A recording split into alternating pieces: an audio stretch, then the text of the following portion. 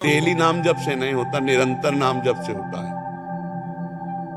मान लो थोड़ी देर नाम जप किया, इसके बाद मनमानी आचरण किए, पोछा लगा दिया, खिड़कियां खोल दी, गंदी हवा चली और जोर से गंदा हो गया। दीर्घ काल तक निरंतर आदर सहित नाम जपते हुए खाना पीना सोना जागना क्रियाएं सब करना, तब आप माया मुक्त हो पाओगे, तब आप समझ पाओगे इस माया की चाल को।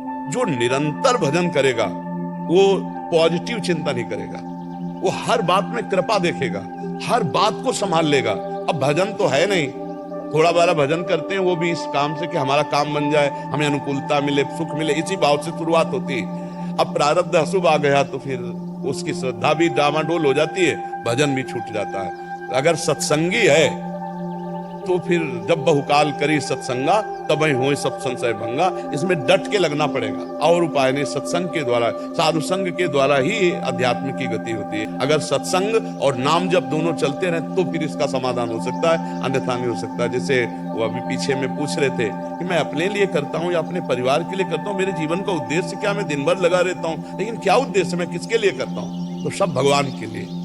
ये बात को समझो, अनजाने में भी आप भगवान के लिए कर रहे हो। और अगर भगवान के लिए कर रहे हो तो तुम्हारे लिए जो विपत्ति आई है, जो दुख आया है, जो अपमान आया, परम मंगल विधान है, बस चुपचाप सह जाओ, आगे देख लेना, परिणाम मंगल होगा। ये बात भगवान का भक्त समझता है और कोई नहीं समझता।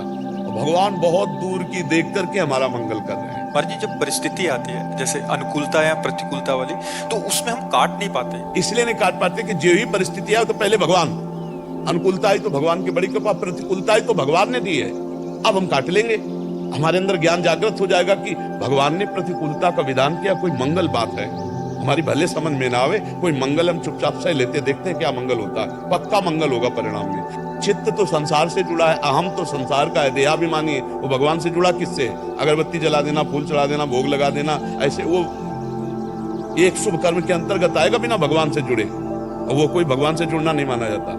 जुड़ना तो मन से होता है, चित्त से, वो भोग लगावे ना लगावे, चित्त से जुड़ा मुरार पादार्पित चित्त वृत्ति, एक एक वृत्ति भगवान से जब जुड़ती है तब ये बात आती है कि घोर विपत्ति में भी आनंद का अनुभव होता है। तो हम अगर भगवान से जुड़ेंगे, सत्संग सुनते रहेंगे, नाम जप करेंगे, तो ही इस संसार का समाधान हो सकता है। नहीं, हमारे लिए जो विषम संसार है वो हर समय कभी सुख कभी दुख, कभी लाभ कभी हानि, कभी जय कभी पराजय, ये देता ही रहेगा हर परिस्थिति में। बोले अब क्या होगा? अब वही होगा जो भगवान मंगल विधान रचे होंगे, कोई ना कोई भगवान रास्ता निकाल देंगे, निकाल देते हैं, पक्का निकाल देते हैं।